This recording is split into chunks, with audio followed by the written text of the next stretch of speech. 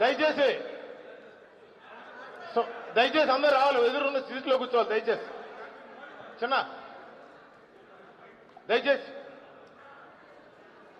మరి ఈ రోజున మన రాష్ట్రంలో గత 11 సంవత్సరాల నుంచి కూడా మోడీ గారు ప్రధానమంత్రి అయిన సందర్భంగా ఈ యొక్క కార్యక్రమాన్ని, ఫోటో ఎగ్జిబిషన్ని అందరికీ వివరించే విధంగా, అదేవిధంగా మనం ఏమి సాధించాం, ఈ దేశానికి మోడీ గారు ఎందుకు అవసరం అనే విషయాన్ని తెలియజెప్పేందుకు మనకి ఒక నీతి నిజాయితీ గల వ్యక్తి, కల్మషం లేనటువంటి వ్యక్తి, మరి తెలంగాణలో పార్టీ పుట్టిన దగ్గర నుంచి కూడా నాకు తెలిసి మోటార్ సైకిల్ మీద సిఐటిలో చదువుకునేటప్పుడు కిషన్ రెడ్డి గారు ఎంత సింపుల్ గా ఉండారు. ఆ రోజుకి ఈ రోజుకి మంత్రి అయినా కూడా ఫ్రెండ్స్ని కలిస్తే ఏరా పేర్లతో పిలిచేంత మెంబర్ ఉన్నటువంటి వ్యక్తి. అటువంటి వ్యక్తి ఈ రోజు మన విజయవాడ రావడం మన అదృష్టం. అదేవిధంగా మేడం గారు నిన్న లండను, ప్యారిస్ అన్ని దేశాలు తిరిగి కిషన్ రెడ్డి గారు వస్తున్నారంటే తప్పకుండా నేను కూడా ఉండాలని చెప్పి మళ్ళీ ఇప్పుడు వచ్చి 10:20కి మళ్ళా 12:45కి ఈవినింగ్ 4 o'clock ప్రైమ్ మినిస్టర్ గారి ప్రోగ్రాంకి మళ్ళీ వెళ్తా ఉన్నారు. అందుకని సమయం తక్కువ ఉంది కాబట్టి మేడం గారు 11:30కి ఇక్కడి నుంచి బయలుదేరాలి కాబట్టి ముఖ్యంగా మేడం గారిని అధ్యక్షత ఉపన్యాసం మాట్లాడవలసిందిగా కోరుతా ఉన్నాను. దయచేసి వారు ఈ కార్యక్రమాన్ని టేకఓవర్ చేయాల్సింది కోరుతా ఉన్నాను. తెలంగాణ రాష్ట్ర భారతీయ జనతా పార్టీ అధ్యక్షులు కిషన్ రెడ్డి గారు, అదేవిధంగా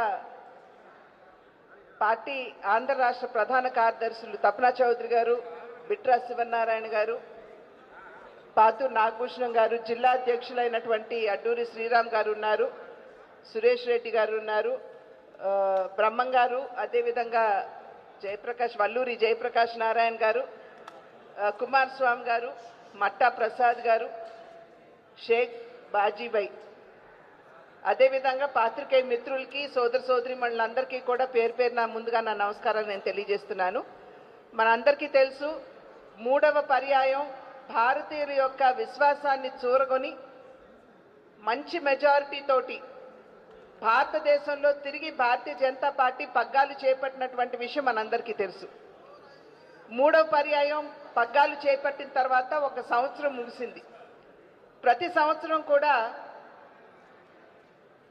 దేశానికి భారతీయ జనతా పార్టీ ఏ రకంగా తన సేవలను అందించింది అనేటువంటి విషయాన్ని ఎప్పటికప్పుడు నాయకులు మరియు కార్యకర్తల మాధ్యమంగా దేశానికి తెలియజేయడం అనేది ఒక ఆనవాయితీగా భారతీయ జనతా పార్టీ పెట్టుకున్నటువంటి నేపథ్యం.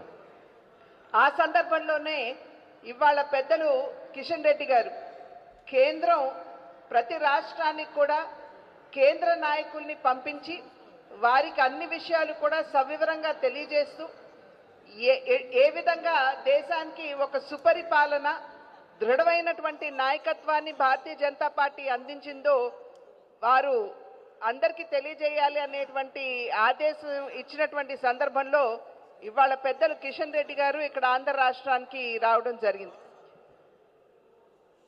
అనేక పర్యాయాలు నరేంద్ర మోడీ గారు వికసిత్ భారత్ని చూడాలి అనేటువంటి ఆకాంక్షని పదే పదే వారు తెలియజేయటం జరిగింది. సాధారణంగా వికసిత్ భారత్ అని అంటే అభివృద్ధి చెందినటువంటి భారతదేశం అని చెప్పి మనం అందరం కూడా దాన్ని నిర్వచనం పలుక్కుంటూ ఉంటాం. అయితే వికసిత్ భారత్ అన్నది కేవలం అభివృద్ధి చెందినటువంటి భారతదేశం మాత్రమే కాదు, సమాజంలో ఉన్నటువంటి అన్ని వర్గాల వారికి న్యాయం చేస్తూ అందరినీ కూడా అభివృద్ధి పదంలో నడిపించుకున్నప్పుడే మనం వికసిత్ భారత్ లక్ష్యాన్ని ఏదైతే 2047వ సంవత్సరానికల్లా వికసిత్ భారత్ని చూడాలి అని చెప్పి మనం భావిస్తున్నామో ఆ వికసిత్ భారత్ లక్ష్యాన్ని మనం అందుకోలేము అనేటువంటి విషయం పదే పదే నరేంద్ర మోడీ గారు చెప్పినటువంటి నేపథ్యం. 2014లో భారతీయులందరూ కూడా ఒక మార్పును ఆకాంక్షించి ఒక మంచి పార్టీని, ఎందుకంటే అప్పటి వరకు కూడా స్కాములతోటి విసిగి వేసారిపోయినటువంటి భారతీయులు ఒక మంచి పార్టీని, అవినీతి రహితమైనటువంటి ఒక పార్టీని అధికారంలోకి తీసుకురావాలని, దృఢమైనటువంటి నాయకత్వాన్ని దేశానికి అందించగల పార్టీని తీసుకురావాలని, ఒక మంచి నాయకుడి చేతిలో దేశ పగ్గాలు పెట్టాలి అని చెప్పి భావించినటువంటి సందర్భంలో మార్పు ఏదైతే ఆకాంక్షించారో ఆ మార్పు 2014 ఎన్నికల్లో భారతీయ జనతా పార్టీని అనూహ్యంగా ఆశీర్వదించి అధికారంలోకి తీసుకురావడం జరిగింది. అప్పట్లో భారతీయ జనతా పార్టీ నినాదం సబ్కే సాత్ సబ్కా వికాస్, అంటే అందరినీ కలుపుకుంటూ అందరికీ సంక్షేమాన్ని అందిస్తూ దేశ సర్వతోముఖాభివృద్ధిని సాధించాలి అనేటువంటి లక్ష్యం. తిరిగి 2019వ సంవత్సరానికి వచ్చేటప్పటికి సబ్కే సాత్ సబ్కా వికాస్ సబ్కా విశ్వాస్ అని అన్నారు. అంటే అందరి విశ్వాసంతో ఏదైతే 14 నుండి 19 వరకు దేశ ప్రజలకి వాగ్దానం చేశారు వాటిని నెరవేర్చినటువంటి నేపథ్యంలో దేశానికి ఒక మంచి పరిపాలన, అవినీతి రహిత పాలన అందించినటువంటి సందర్భంలో అందరి విశ్వాసాన్ని చూరగొన్నాం కాబట్టి సబ్కే సాత్ సబ్కా వికాస్ సబ్కా విశ్వాస్ అని అన్నారు. తిరిగి 2024వ సంవత్సరానికల్లా సబ్కే సాత్ సబ్కా వికాస్ సబ్కా విశ్వాస్ సబ్కా ప్రయాస్ అని చెప్పి భారతీయ జనతా పార్టీ నిర్ణయించడం జరిగింది. అంటే అందరితో పాటుగా మనం సంక్షేమాన్ని అందరికీ అందిస్తూ అందరి విశ్వాసాన్ని చూరగొనడం మాత్రమే కాకుండా ఈ లక్ష్యాన్ని చేరుకోవడంలో అందరి యొక్క సహకారం, భాగస్వామ్యం ఉన్నది అని చెప్పి తెలియజేసినటువంటి నేపథ్యం. ఎందుకంటే వికసిత్ భారత్ అనేటువంటి లక్ష్యం ఏదైతే ఉంటుందో, కళ ఏదైతే ఉంటుందో అది కేవలం రాజకీయ పార్టీలో లేదా ప్రభుత్వాలు సాధించేది కాదు. ప్రజల యొక్క భాగస్వామ్యం దీంట్లో ఉంటే మనం ఆ కళని సాకారం చేసుకోగలం అనేటువంటి ఆలోచనతోటి సబ్కా విశ్వాస్ మాత్రమే కాకుండా సబ్కా ప్రయాస్ అని కూడా దానికి జోడించడం జరిగింది. నరేంద్ర మోడీ గారు అనేక సందర్భాల్లో చెప్పారు, నేను పేదరికం నుండి వచ్చినటువంటి సందర్భంలో దేశంలో ఉన్నటువంటి పేదవాడిని కేంద్ర బిందువు చేసుకుని నరనరాల్లో నాకు పేదరికం గురించి తెలుసు కాబట్టి పేదవాడికి మంచి చేకూర్చేటువంటి కార్యక్రమాలు చేస్తానని చెప్పి నరేంద్ర మోడీ గారు అనేక సందర్భాల్లో చెప్పారు. దానికి అనుగుణంగానే ఇవాళ ఏ కార్యక్రమం చూసినా కూడా దేశంలో ఉన్నటువంటి పేదవాడు, బడుగు బలహీన వర్గాల వారి యొక్క అభివృద్ధి కోసం, వారికి సంక్షేమాన్ని అందించడం కోసం భారతీయ జనతా పార్టీ నాయకత్వంలో ఉన్న ఎన్డీఏ కూటమి ప్రభుత్వం కట్టుబడి ఉన్నటువంటి విషయం మరి ఒక్కసారి మీ మాధ్యమంగా అందరికీ గుర్తు చేస్తున్నాను. అదేవిధంగా రాష్ట్రంలో కూడా గత ఎన్నికల్లో 2024వ సంవత్సరంలో జరిగినటువంటి సాధారణ ఎన్నికల్లో ప్రజలందరూ కూడా కూటమిగా ఎన్నికల్లోకి భారతీయ జనతా పార్టీ, తెలుగుదేశం మరియు జనసేన వచ్చినట్లయితే ఏదైతే అంతకు ముందు 5 సంవత్సరాలు ఒక రాక్షస పాలనని మనం చూసాము, రాష్ట్రాన్ని అప్పుల పాలు చేసినటువంటి పాలన మనం చూసాము, ఎవరికి కూడా ఏ వర్గం వారికి కూడా న్యాయం చేయనటువంటి ఒక పాలనని మనం చూసాము. ఏదైతే విధ్వంసంతో విద్వేషంతో మొదలైందో పాలన, ఆ రకమైనటువంటి పాలనని చూసినటువంటి ప్రజలు ఆంధ్ర రాష్ట్రానికి కూడా డబుల్ ఇంజిన్ సర్కార్, అంటే కేంద్రంలో ఎన్డీఏ, రాష్ట్రంలో కూడా ఎన్డీఏ ఉన్నట్లయితే ఖచ్చితంగా రాష్ట్రం కూడా అభివృద్ధి పదంలో నడవగలదు అనేటువంటి విశ్వాసంతో మరి ప్రజలు ఏదైతే కూటమి ఆకాంక్షించారో ఆ కూటమిని ఆశీర్వదించి అధికారంలోకి తీసుకురావడం జరిగింది. అయితే 24 అంటే అంతకు ముందు కూడా కేంద్ర ప్రభుత్వం అన్ని విధాల ఆంధ్ర రాష్ట్రానికి తన సహకారాన్ని అందిస్తూ ఇప్పుడు కూడా ఏదైతే అప్పుల్లో ఉందో, రాజధాని లేనటువంటి ఒక రాష్ట్రంగా మనం మిగిలిపోయాము, పోలవరం కళని సాకారం చేసుకోలేనటువంటి పరిస్థితి రాష్ట్రంలో ఉందో వాటన్నిటినీ కూడా దూరం చేస్తూ అమరావతికి అన్ని విధాలా కూడా తన సహకారాన్ని అందిస్తూ పోలవరానికి కూడా న్యాయం చేయాలి అనేటువంటి లక్ష్యంతో ఇంతకు ముందు 5 సంవత్సరాలు ఆగిపోయినటువంటి పోలవరం పనులు ఇప్పుడు మళ్ళీ పరుగులు తీసే విధంగా రాష్ట్రానికి తన సహకారాన్ని అందిస్తూ మరి గ్రామీణాభివృద్ధి, గ్రామాలు దేశానికి పట్టుకొమ్మలని చెప్పి భావిస్తూ ఉంటాం, గ్రామీణాభివృద్ధికి కూడా పెద్దపీట వేస్తూ పెద్ద ఎత్తున నిధులు ఇస్తూ రాష్ట్రాన్ని కేంద్ర ప్రభుత్వం ఆదుకుంటున్నటువంటి విషయం మీ అందరికీ తెలుసు. ఆ విషయాలన్నీ కూడా సోదరులు కిషన్ రెడ్డి గారు మనందరికీ కూడా సవివరంగా తెలియజేయడానికి ఇక్కడ వచ్చినటువంటి నేపథ్యంలో వారి నాయకత్వం గురించి, కిషన్ రెడ్డి గారి గురించి నేను కొత్తగా చెప్పనవసరం లేదు. సౌమ్యులు, అందరినీ కలుపుకొని ముందుకు వెళ్ళేటువంటి వారు, ఒక మంచి నాయకత్వాన్ని తెలంగాణ రాష్ట్రంలో ఉన్నటువంటి భారతీయ జనతా పార్టీకి అందిస్తున్నటువంటి సందర్భంలో సోదరులు కిషన్ రెడ్డి గారిని స్వాగతిస్తూ వారు అన్ని వివరాలు కూడా మనకు అందిస్తారని చెప్పి తెలియజేస్తూ సెలవు తీసుకున్నాను. నమస్కారం. జై హింద్.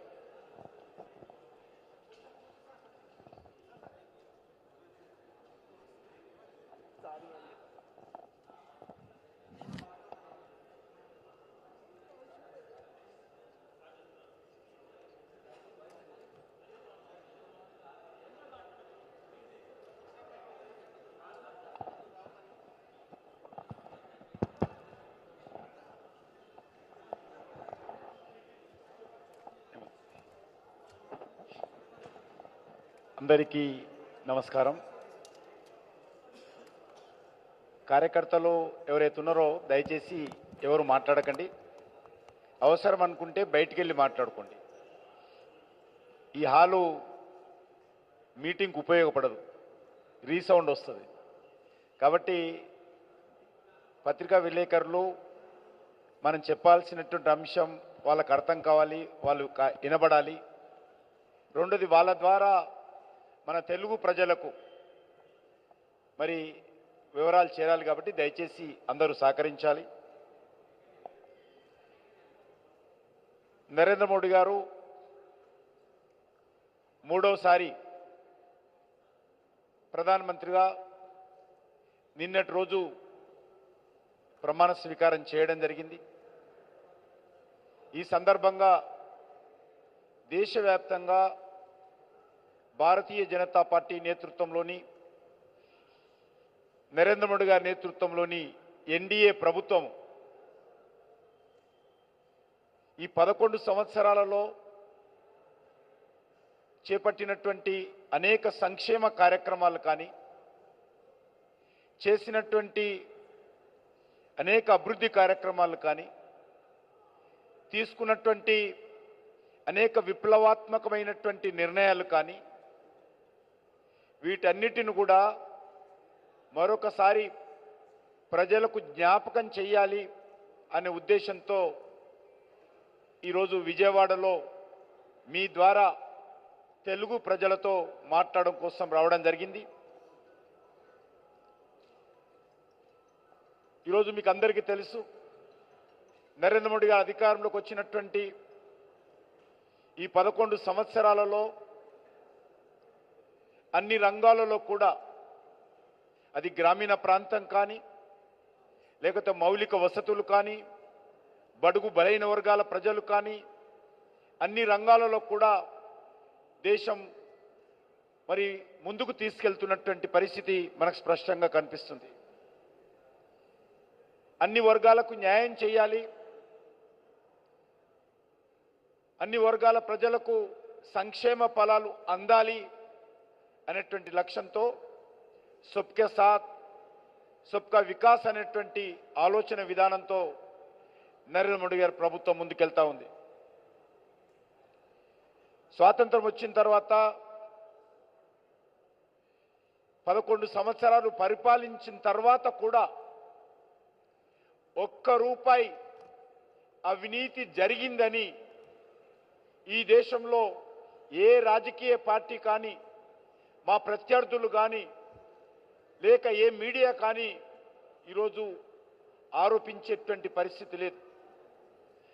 కమిట్మెంట్తో, నీతి నిజాయితీతో, ఒక సమర్థవంతమైనటువంటి పాలనతో నరేంద్ర మోడీ గారి ప్రభుత్వము, ఎన్డీఏ ప్రభుత్వము ఈ దేశంలో అద్భుతంగా పరిపాలన చేస్తున్న విషయాన్ని మనం చేస్తా ఉన్నాను. యావత్ ప్రపంచ దృష్టిని ఈరోజు భారతదేశం ఆకర్షిస్తున్న విషయం.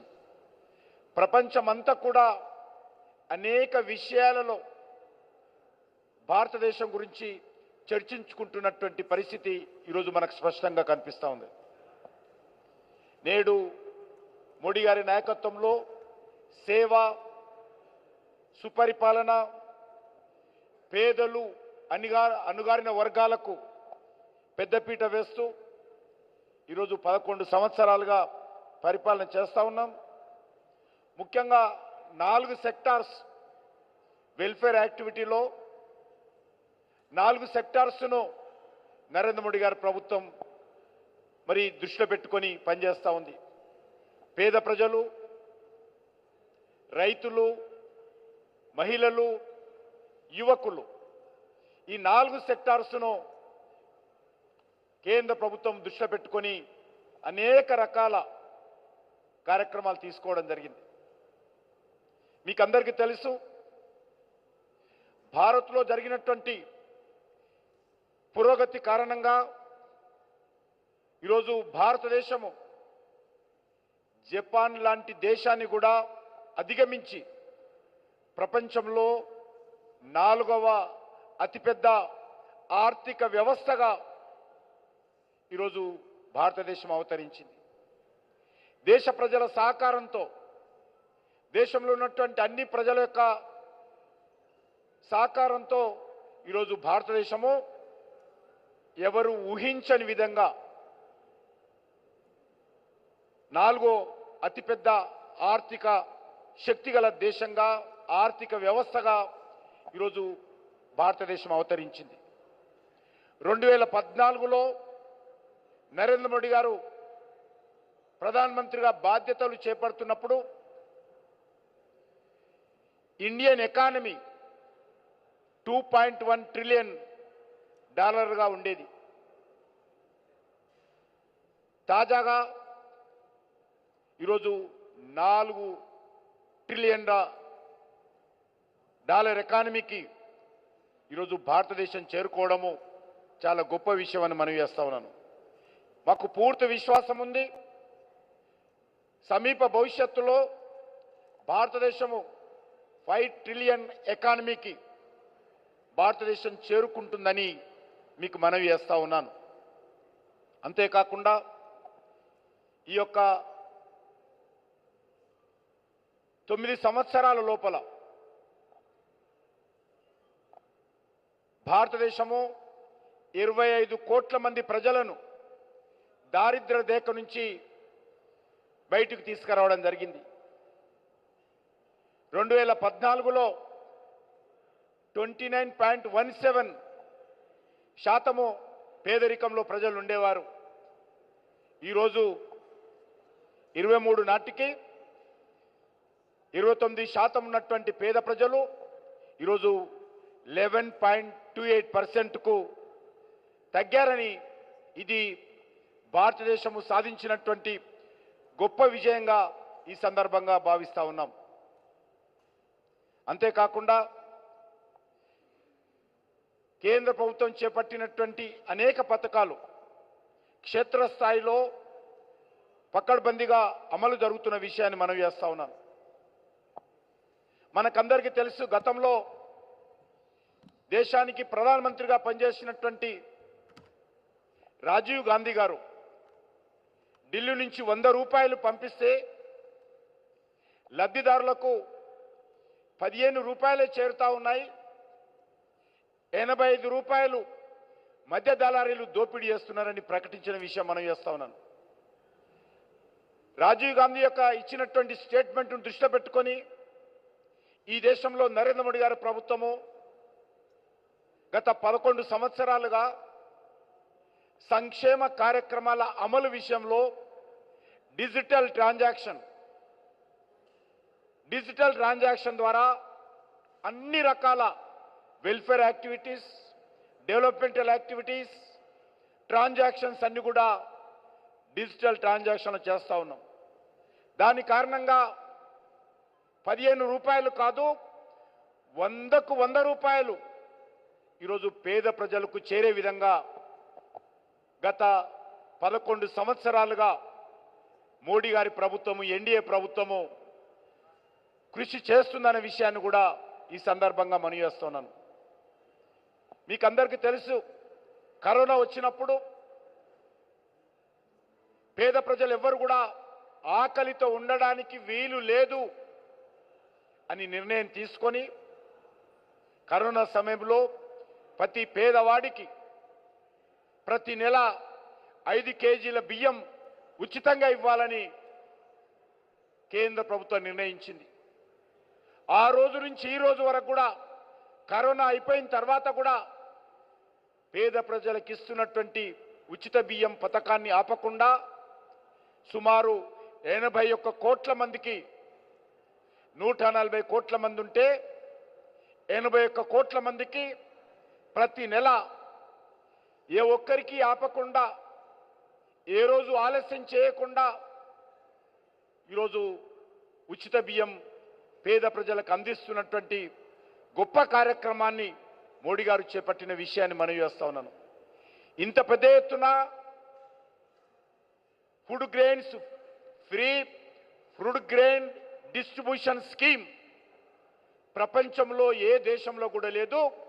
అది ఒక మన దేశంలోనే ఇంత పెద్ద స్కీము అమలు చేస్తా ఉన్నామనే విషయాన్ని ఈ సందర్భంగా మనవి చేస్తా ఉన్నాను. అదే కాకుండా 4 కోట్ల మంది ప్రజలకు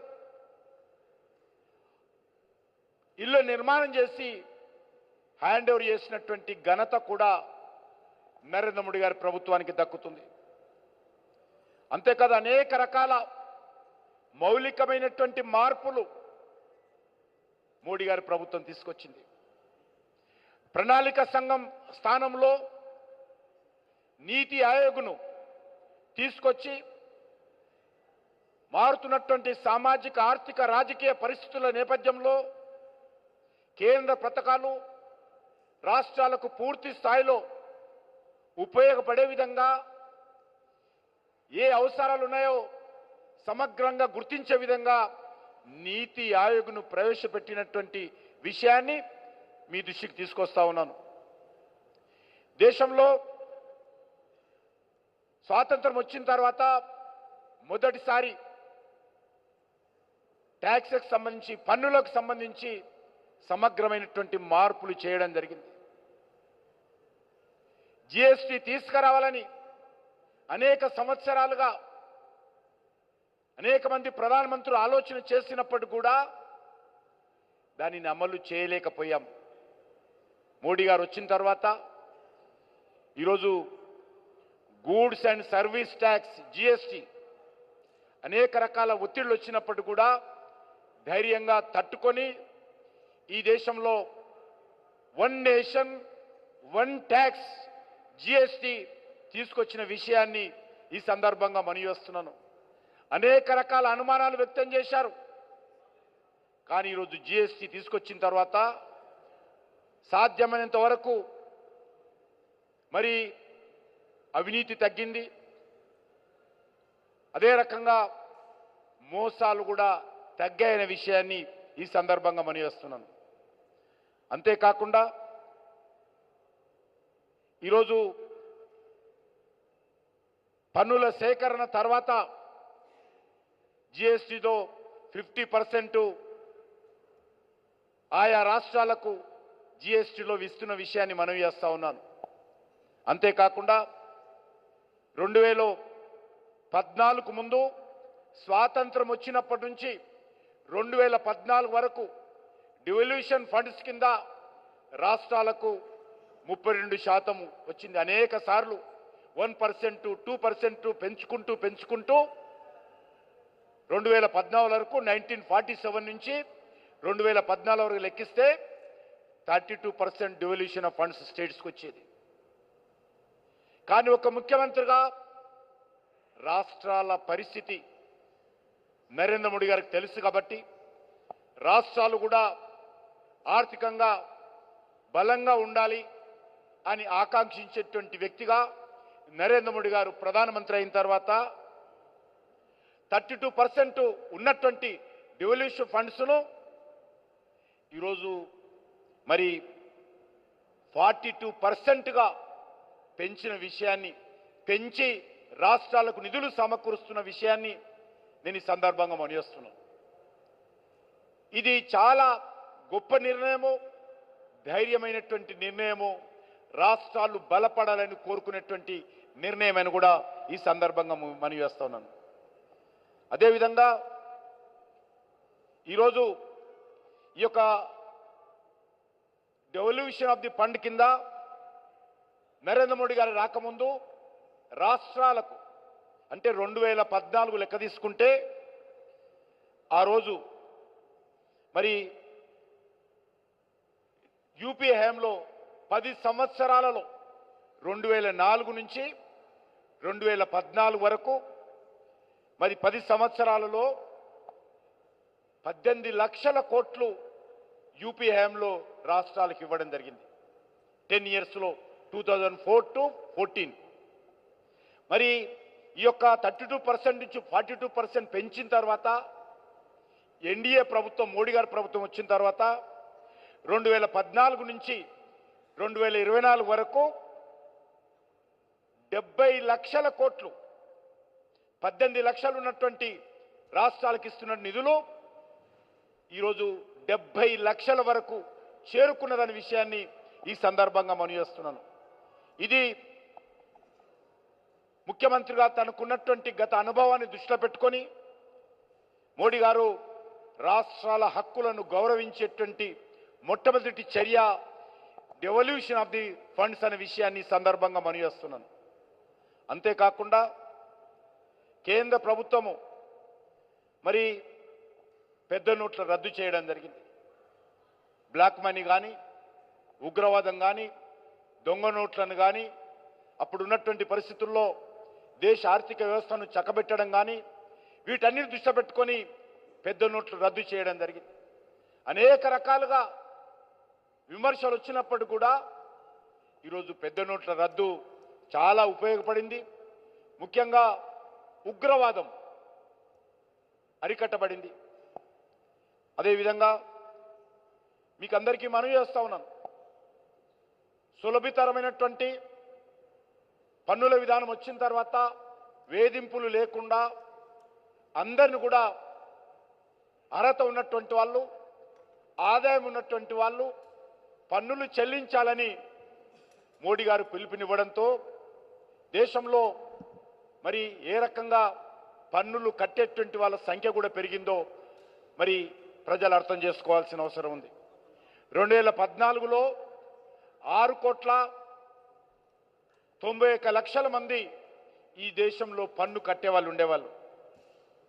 కానీ ఈరోజు 2024 చూసినట్లయితే 6 కోట్ల నుంచి 15,66,00,000 మంది పన్ను కట్టే వాళ్ళ సంఖ్య పెరిగిందనే విషయాన్ని ఈ సందర్భంగా మనవి చేస్తా ఉన్నాను. ఈరోజు మీకు అందరికీ తెలుసు, పన్నుల ద్వారా ఏ రకంగా మన ప్రభుత్వం యొక్క ఆదాయం పెరిగిందో. గతంలో ఎక్కడికక్కడ అందరితో కుమ్ముక్కై పైరవీలు చేసుకుని పన్నులు ఎగ్గొట్టేటువంటి వాళ్ళు ఉండేవాళ్ళు. కానీ ఈరోజు నిక్కార్సుగా నిజాయితీగా అందరినీ మోటివేట్ చేసి మీకు ఆదాయం వస్తే దేశం కోసం పేద ప్రజల కోసం దేశ అభివృద్ధి కోసం పన్నులు కట్టాలని చెప్పిన తర్వాత ఈరోజు 2014లో 7,99,00,000 కోట్లు పన్నుల రూపంలో వసూలవుతే ఈరోజు 7 లక్షల నుంచి 27 లక్షలకు పన్నుల ద్వారా నికర డైరెక్ట్ ట్యాక్సెస్ ద్వారా ఈరోజు పన్ను వసూలు అవుతున్నటువంటి విషయము ఈ సందర్భంగా గ్రాస్ డైరెక్ట్ ట్యాక్సెస్ అంటారు, అది ఈరోజు చేరిందనే విషయాన్ని మనవి చేస్తా ఉన్నాను. అంతేకాకుండా ఈరోజు అనేక రకాలుగా అగ్రికల్చర్ బడ్జెట్ 2014లో 27